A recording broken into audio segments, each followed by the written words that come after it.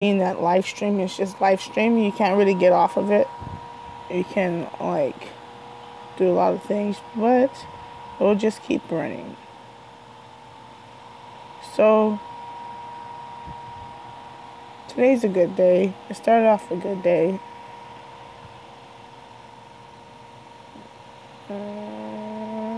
Happy Easter. So say you live in a world where you live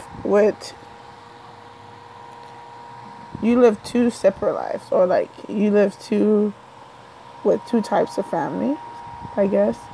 One you grew up for 30 years, the next one you're gonna grow up with for the next 30 years. And so you just finished growing with the first family for the first 30 years, and now you're in the family for the next 30, the other family. So you live a life of two families in this world, and it's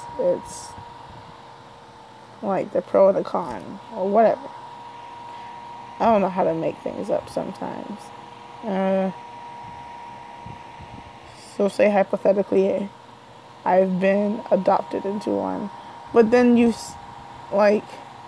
see them, but you don't see them. And I know it sounds like I'm schizophrenic, because I am, but like, there's so many people involved in my life, and I don't even see them. You know, like it's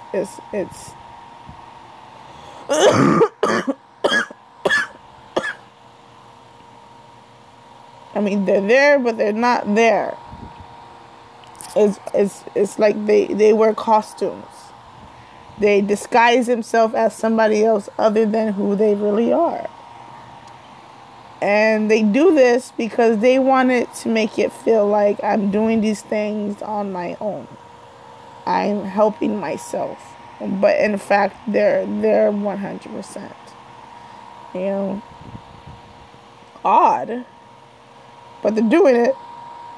And it's just, sometimes you wish things were different, to where it wasn't done the way that it was done. You know, like, I wish they had it to where it wasn't them and my family meeting secretly behind my back. I wish it was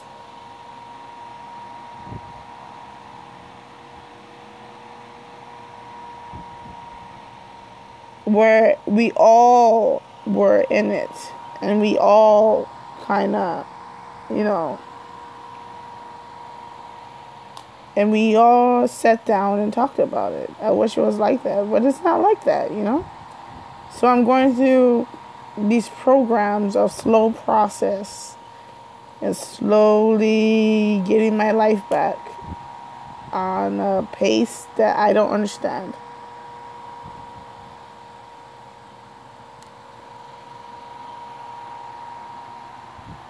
But it's getting there.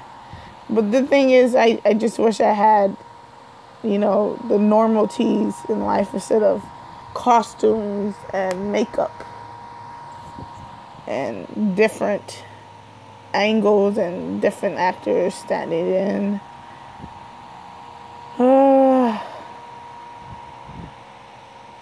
This is the part that makes me like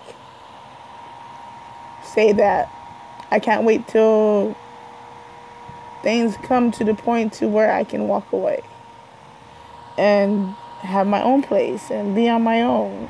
It's kind of difficult trying to look for a relationship at this point, because you're so focused on trying to get your life together, and so focused on trying to be an adult, that having a relationship is the least of our problems. And so being single is a relief, but at the same time it sucks, because I can't even take care of myself. How am I going to try and take care of somebody else, right? So instead of like rushing into like things that I want, I gotta get the things that I need done first. And as much as I want it to be done as fast as I want it to be done, it's never gonna be that way. So I gotta make do, right? And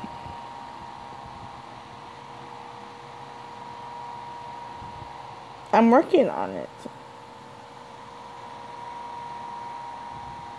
I'm still getting to know me, getting to know much about me,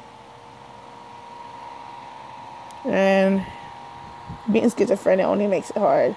I deal with schizophrenia a lot. I deal with PTSD too much, and I deal with anxiety way too much, including depression. Like, everything is on an on cycle. It's not just because of past situations, but because of present situations. Like, I know I'm very close to somebody whose father is just very controlling and very, aggressive.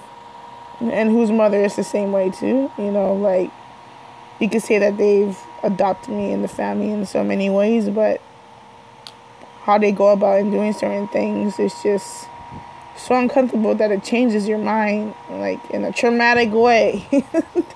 I laugh because it's not in a different way. Everything is just so boom, boom, boom, boom, boom, and you didn't get a chance to say hello and introduce yourself to them. They just threw you in the fire and watched you fry. And even though they know that you're fried and well done, they're just gonna keep you in there. I just wish things were done differently, because as much as a stronghold that they are, I'd rather be on the vulnerable side. And I don't think I'm ever gonna have that, and living in a life of being on the streets, because I've lived on the streets for a while, and no, I don't have a home to myself, and yes, I'm homeless, but being on the streets so long and dealing with different personalities and people's parents, and having to try your best to adapt to their level of living and expectations, I feel like, in some way, in some area, it messed with my borderline personality to where it shut down the soft side of me and came out the most negative mentality. Like, they kicked me out of my home during the process of me not having a full grasp of my schizophrenia or PTSD or anything like that, or my bipolar. I got kicked out of the house and they kicked me out. And that was the form of them saying, hello, we've been here for a while. And like, I've been in and out of shelters and sleeping on floors and stuff like that for a while now. That, and then to know that they've been watching this whole time and they've been making it happen. Her parents are like so overwhelming.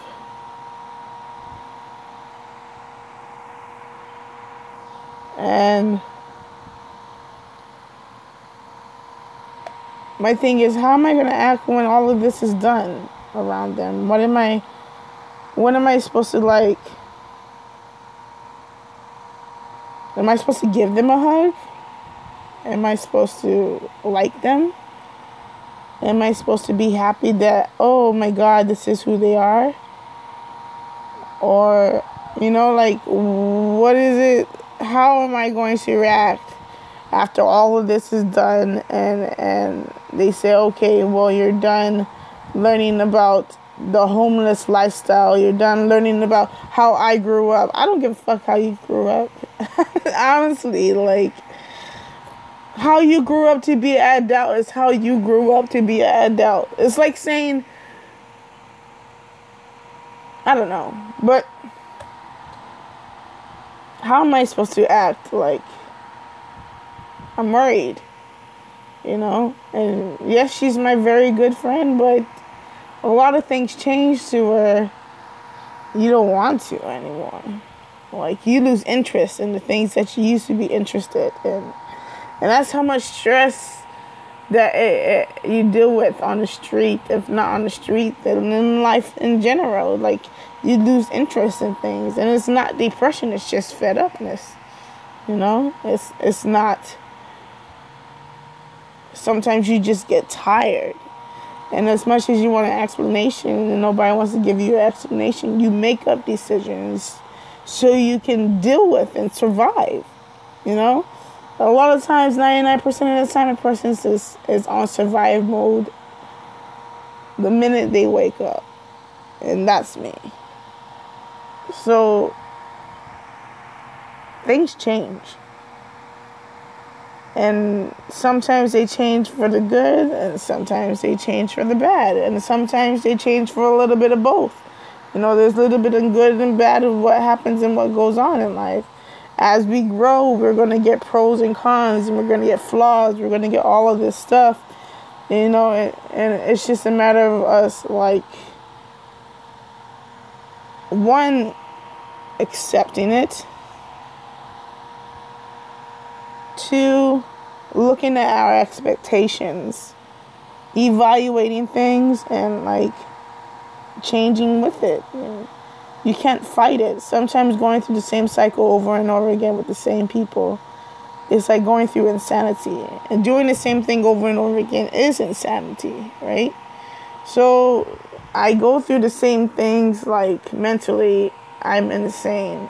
Mentally, I am, because mentally, I go through the same cycle over and over again. And no matter how many times a person can say things are peaceful, it's just hard. You know, because I can't. I can't see things in a peaceful way, because things haven't been in a peaceful way. You know, and so it's just an ongoing alert. Do something, leave this, that, you know, in my head. So having all this happen is like, more stuff added to my head. I'm like all over the place with my mind. Oh, so I have a doctor's appointment. I see my psychiatrist tomorrow at 10:30. And